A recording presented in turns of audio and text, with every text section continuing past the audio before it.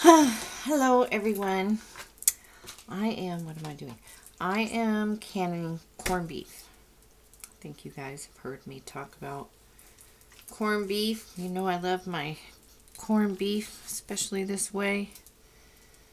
I'm just going to trim off this fat. It's a really thin layer of fat on here. Not a lot. And then I'm going to can it, and I'm trying to use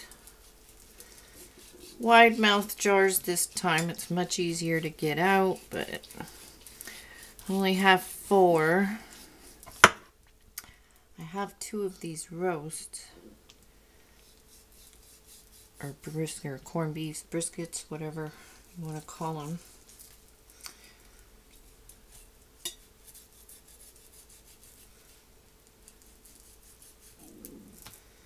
Oh, it's my stomach I just ate. There's some fat in the center there. Probably goes deep too, I bet. Yep. It's always a lot of loss in corned beef. I highly recommend buying them on sale at St. Patrick's Day and can a whole bunch. That's what I do. But I am out. I have 1 jar left. And this is one of our favorite things. This and the corned beef hash. If you haven't seen the corned beef hash video, it's really easy to make. Very handy to have. And you won't be able to get all of the fat off of here,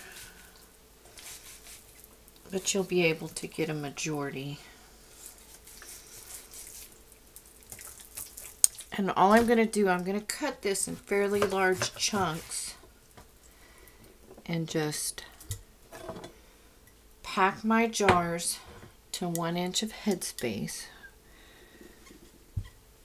So, and you can cut them, you know, once you get some big chunks in there, you can cut smaller pieces just to make sure you've filled as much of this jar as you can.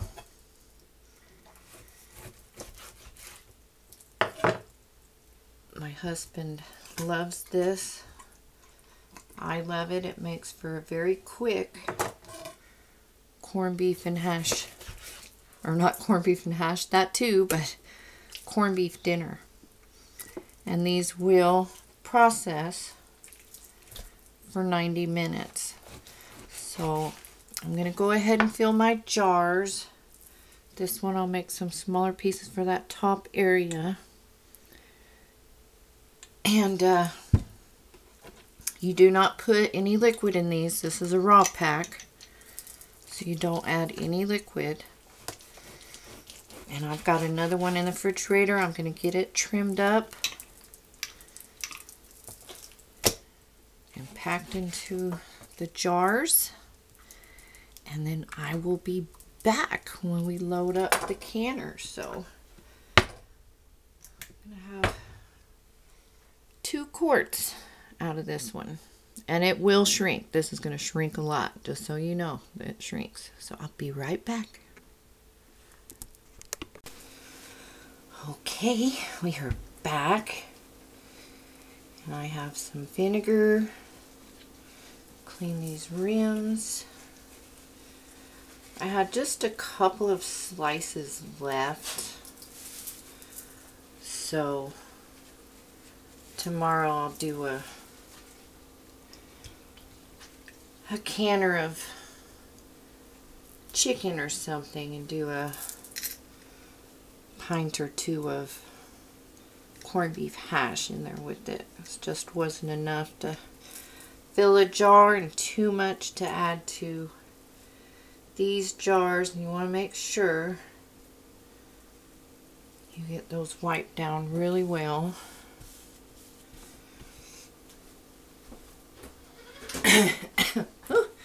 Very vinegary. And if you're ever doing a canner and you don't have enough to fill it up, especially with meat, do some beans. Add a few jars of beans. Or even do some water. You can have sterile water. You know, make sure that puppy's full. So I'm starting this canner out cold. Everything's cold.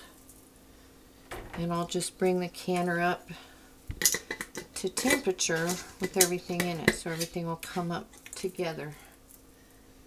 You don't want to add hot to cold or cold to hot. Did I say tur? Or it can break your jars. So, oops. There's the canner. I'm going to add a couple of quarts of beans to this so I have a full canner. And I will be back when this is finished. These process at 90 minutes. When you're, check your lid. Guess I'll go through that. Check your lid. This little thing right here. Make sure you can see light through that. And I can. If you can't, stick a toothpick through there. When these buttons come up, that button and that button, let it steam and vent for 10 minutes. Put your weight on and then let it process. When that weight starts to jiggle, then set your time for 90 minutes and let that process. So I'm going to wait because I am going to add some beans. I'm sorry, I'm out of breath. I've been running.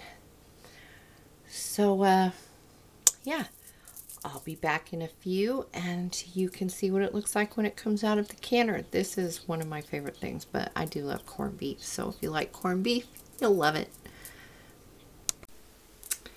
Okay, we are back and we are hot and ready.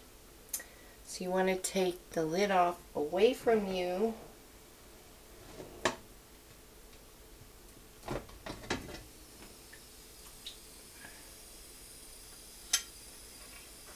And then I'm going to leave these sit in that pot for about 5 minutes.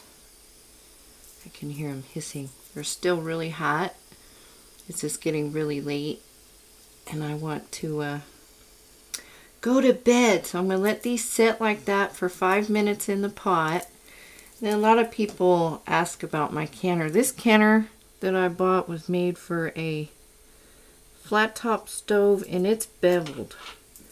There's a space here. How do I describe it? So there's a space and then the bottom comes down in the middle. I guess I could show you guys sometime. But yeah, Presto actually makes a canner now for a glass top stove, if y'all didn't know that. And that's what this is. So yeah, hit the hot pot, right? So I have neuropathy, so I don't judge the heat real good, and I can burn myself without knowing it. So I'm going to let these sit in the pot for 5 minutes. Usually that's helpful to do. And then I will come back and show you our corned beef. And after this corned beef video, I will do one showing one of the recipes I do with it. Real easy, like 5-minute dinner. And then I didn't explain about these seasoning packets that come with your corned beef. Sometimes I put a little bit, oh, they're pinging, put a little bit in each one, and sometimes I don't. I didn't tonight, but you can do that if you like, or I will wash them with soap and water and save them for another time when I'm cooking corned beef. So I'll be right back in about 5 minutes when these come down, and we will see our corned beef. Okay, I'm going to take them out of the pot.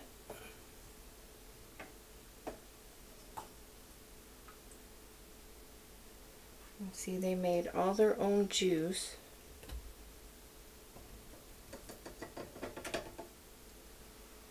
They're still boiling.